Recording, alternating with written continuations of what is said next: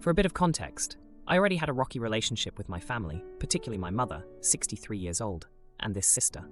So my sister, let's call her Rose, married this guy, Jeff, several years ago. A couple of years ago, Rose started receiving messages from a burner Instagram account saying her husband was cheating on her. She brushed it off for a long time, thinking it was just some troll, and carried on with her life, happily married. Then, several months ago, I got a phone call from my mother where she began the conversation with, "How long have you known about Jeff's affair?"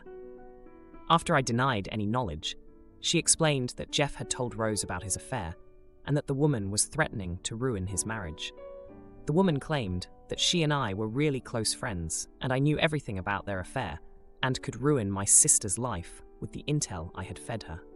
She alleged that she knew me because I was blackmailing one of her friends, and she was one of the people warning me off, but somehow this has turned into a friendship where I tell her all my sister's secrets. As my mother was clearly going to ring my sister straight after her call with me, it's her usual form. I explained I knew nothing about it, and if I had, I would have told Rose in an instant. Then I carried on with my day, but remained stressed about it. I was updated in drips and drabs by my mother for the next few days, and finally received a text from Rose saying that there was some stuff being said about me and that I needed to sort it out. Then she blocked my number and deleted me from everything. So, at the end of my workday, I rang her to straighten things out, and she began the conversation by saying that she was my big sister, and no matter what I've done, she'll never judge me and will always be there for me, which was sweet but entirely misguided. So, I explained the same to her as I did to my mother. She seemed to accept my explanation, and I told her that if she needed anything, she could come to me, but I would give her time to sort her marriage out if she'd prefer. I haven't heard from her since.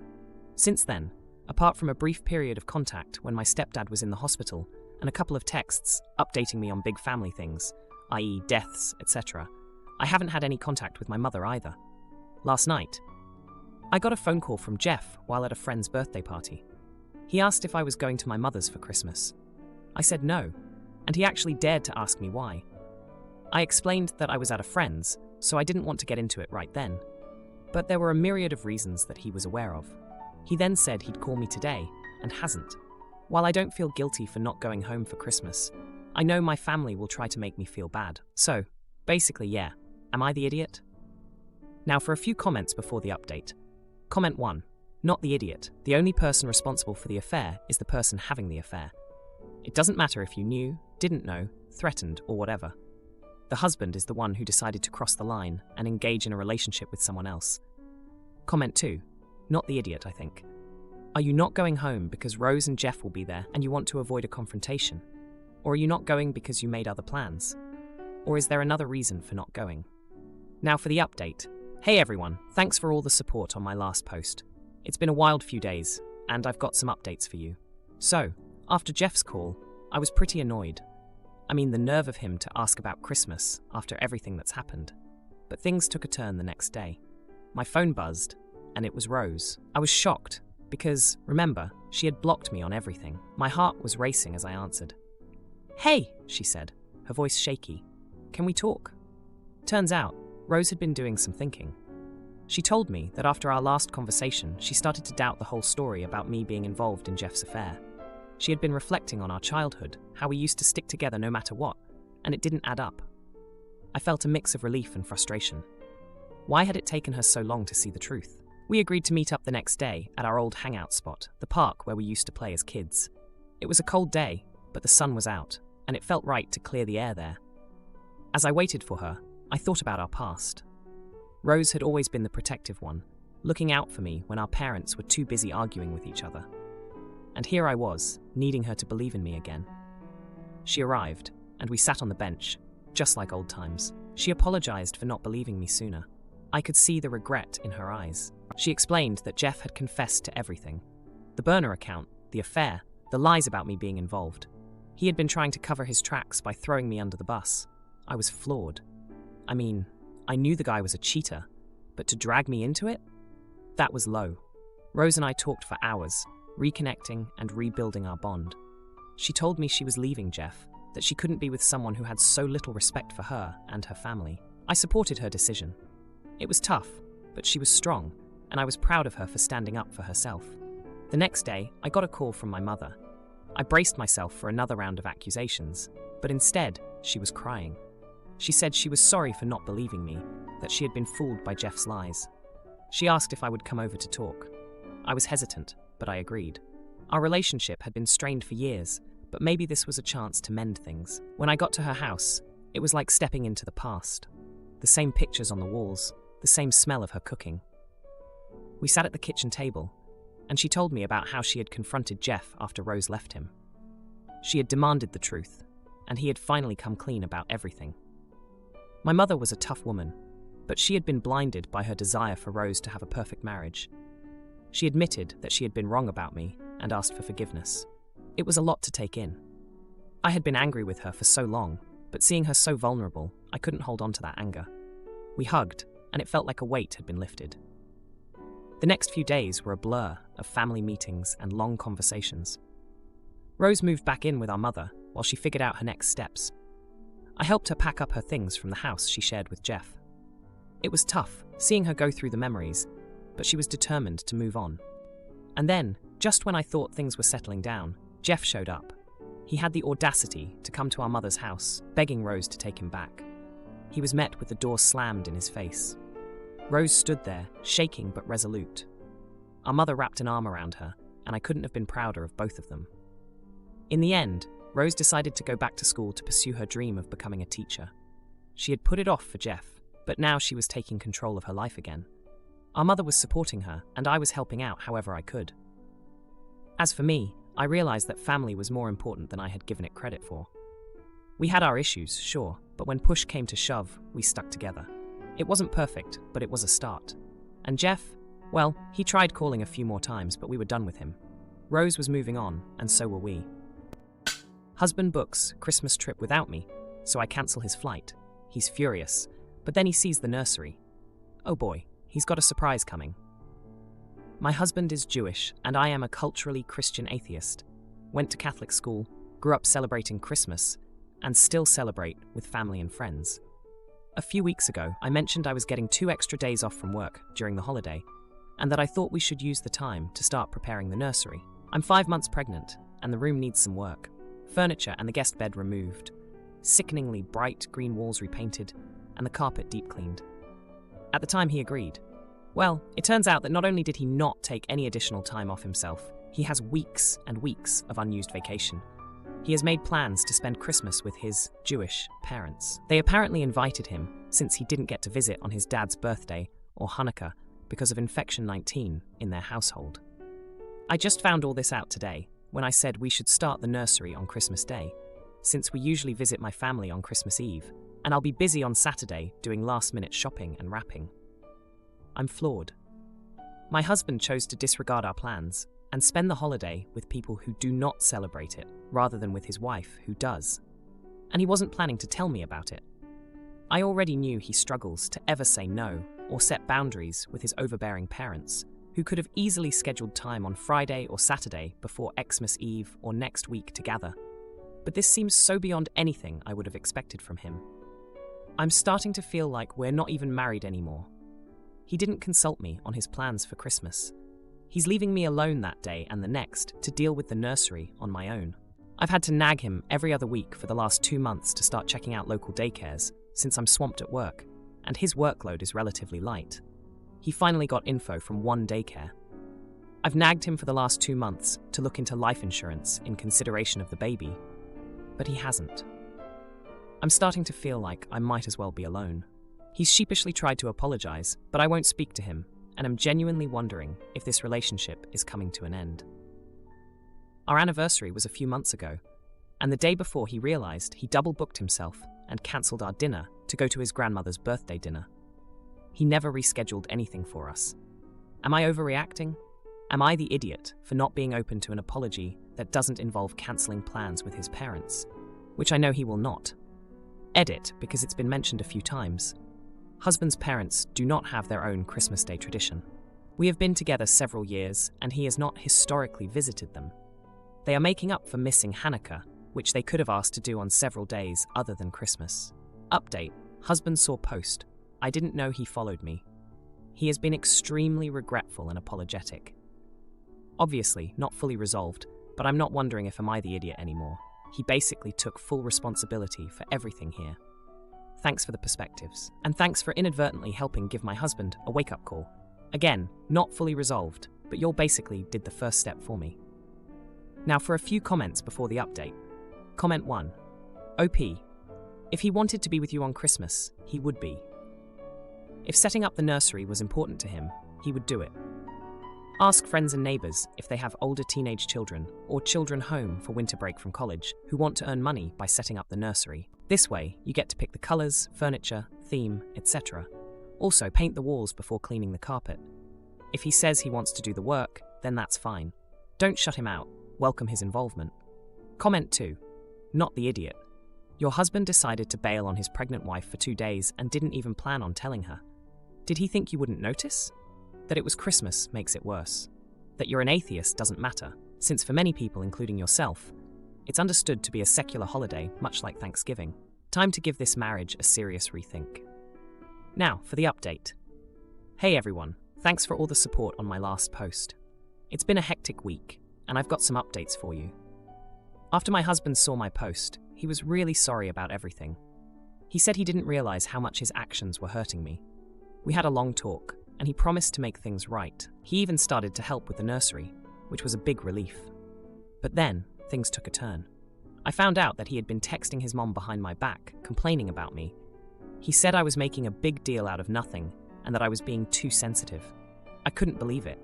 I thought we were on the same page, but he was just telling me what I wanted to hear. I was so upset, I called my best friend to vent. She's known me since we were kids, and she's always been there for me. She told me that I deserved better, and that I shouldn't let him walk all over me. She reminded me of the time in high school when I stood up to a bully who was picking on my little brother. I had always been the type to stand up for what's right, and she said this was no different. So I decided to confront my husband. I asked him why he was saying those things to his mom. He was caught off guard and tried to brush it off, but I wasn't having it. I told him that if he couldn't be honest with me, then we had a serious problem. He finally broke down and admitted that he was scared. He said he didn't know how to be a dad and that he was worried about messing up. He was using his parents as a way to escape from his fears. I was shocked. I had no idea he was feeling this way. He had always been the confident one in our relationship, the one who seemed to have everything under control. We talked for hours, and he opened up about his insecurities. He told me about how his dad was always tough on him, expecting him to be perfect. He was afraid of being the same kind of parent. I told him that we were in this together and that we would figure it out as a team. After that, things started to get better. He cancelled his plans with his parents and spent Christmas with me. We worked on the nursery together, and it was actually kind of fun. We laughed and joked around, and for the first time in a long time, I felt like we were really connected. But the best part was when his parents called on Christmas Day. They were upset that he wasn't coming over, but he stood up to them. He told them that he needed to be with his wife and that we had our own family to think about now. I was so proud of him. It was like he was finally putting our little family first. And then, a few days later, he surprised me with a belated anniversary dinner. He had planned the whole thing, and it was perfect. He even got my favorite dessert from the bakery across town, the one that always has a line out the door. But the real justice came when his mom called to apologize. She said she didn't realize how much pressure she was putting on him, and that she was sorry for causing trouble between us. It was a small thing, but it meant a lot.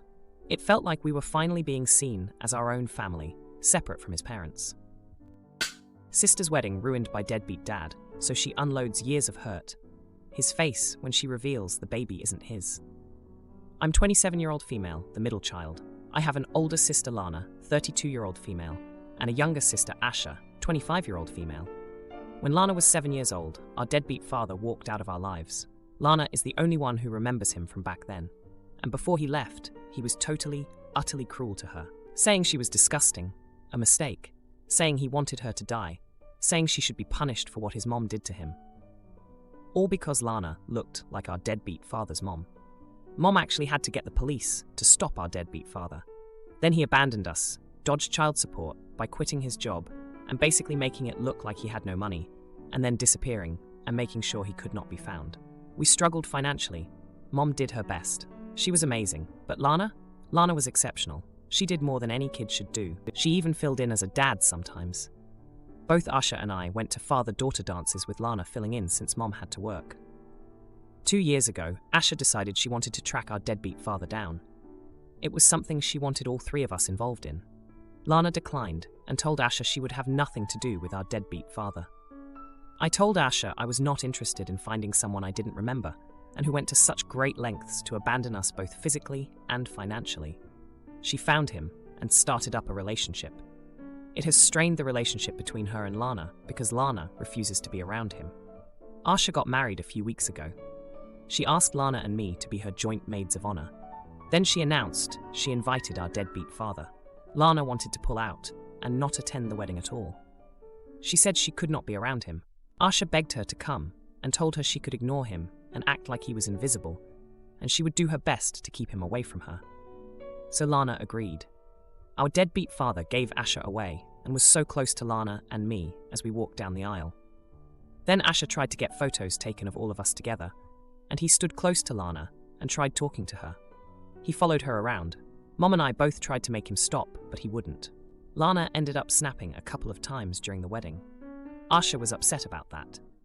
But it was later when she saw some proofs of her wedding photos last week and saw Lana was angry in most of them and saw how clear it was. She was disgusted that our deadbeat father was so close to her. She was so pissed at Lana for ruining her wedding and told her she ruined the photos too by making it so clear she was unhappy. Asha tried talking to me about her anger, and I made it clear I was on Lana's side. I told her it was so wrong to be angry when she made all these promises and knew how our deadbeat father treated Lana. I told her she was selfish to hold all this against her when our deadbeat father refused to leave Lana alone. Asha told me Lana said she had hoped our deadbeat father would die and wanted to know if I still felt she, Asha, was selfish. I said yes. She told me I should be more understanding because her wedding has lost some of its joy because of Lana. Am I the idiot? Now, for a few comments before the update. Comment 1. Not the idiot. I'm also the middle child of 3. My older sister just got married, and I have been no contact with my mother for 2.5 years. My sisters are still in contact with her, but understand why I'm not. You know how this issue got solved? We talked about it a year in advance. What I was not comfortable with. And you know what happened? Mother and I are on opposite sides of the group for pictures. My little sister always took the spot next to my mother when needed, so I wouldn't have to. And I barely spoke with my mother. Nothing was forced on me. The kicker? Up until the last 2-ish years, my older sister hadn't been close at all, and she still respected my feelings. That's how you treat a sibling. Comment 2. Not the idiot. Lana is such a hero. Asha pestered Lana to be at the wedding in the first place, then had the audacity to whinge that she wasn't smiling enough. Mystery solved. Forced to be in proximity with an hurtful deadbeat father would make anyone miserable. It baffles me how Asha could knowingly want a relationship with a deadbeat and then force him on all of you who have suffered due to him. Asha is a traitor to the family. Now, for the update. Hey everyone, back with an update on the situation with my sisters and our deadbeat father at Asha's wedding. It's been a chaotic 3 days, and I've got to tell you, things took some unexpected turns. After the whole wedding photo fiasco, things were tense between Asha and Lana. Asha was still fuming about the photos, and Lana was doing her best to avoid any interaction with our father. I was caught in the middle, trying to support both my sisters, but also feeling like Asha was being unfair to Lana. 2 days ago, Asha came over to my place, unannounced, with a box of the wedding photos. She was still upset, but this time, she was more calm. She wanted to talk about what happened and how we could move forward as a family. I reminded her of the times when we were kids, how Lana would step up and take care of us when Mom was working late. How she'd been the one to make sure we had something resembling a normal childhood. Asha nodded, remembering those days, and I could see she was starting to see things from Lana's perspective. Later that day, Lana called me. She was upset because our father had tried to reach out to her again, this time through a letter. He was apologizing for everything, saying he had changed. Lana was torn. Part of her wanted to rip the letter to shreds, but another part of her was curious if he really had changed. I reminded her of the strength she'd shown all these years, and that whatever decision she made, I'd be there for her. Yesterday, Lana decided to meet our father. She wanted closure, to tell him face to face how his actions had affected her life. I went with her for support. It was a tense meeting. Lana confronted him with everything he had done, how his words had haunted her. Our father listened, tears in his eyes, and when Lana was done, he just said he was sorry, that he truly regretted what he had done. Lana didn't forgive him, but she told him she was done letting his past actions control her life. Today, Asha, Lana, and I met up for coffee. Asha apologized to Lana for not considering her feelings more and for pressuring her during the wedding. Lana accepted her apology, and they hugged it out. It was a moment I'll never forget, seeing my sisters reconcile. Asha then surprised us by saying she had talked to the photographer and had some of the wedding photos edited, removing our father from the ones where Lana looked uncomfortable. She showed us the new photos, and Lana actually smiled. It was the first time in a long time I'd seen her genuinely happy about something related to our father. As we left the coffee shop, Lana told us she felt lighter, like a weight had been lifted off her shoulders. Asha was relieved too, happy that she could look back on her wedding day with joy again. And me? I was just glad to have my sisters back on good terms. If you liked this video, you'll probably like these too. Also, while you're here, please consider subscribing. It's your support that keeps this channel alive and allows me to make better and longer videos. Have a great day.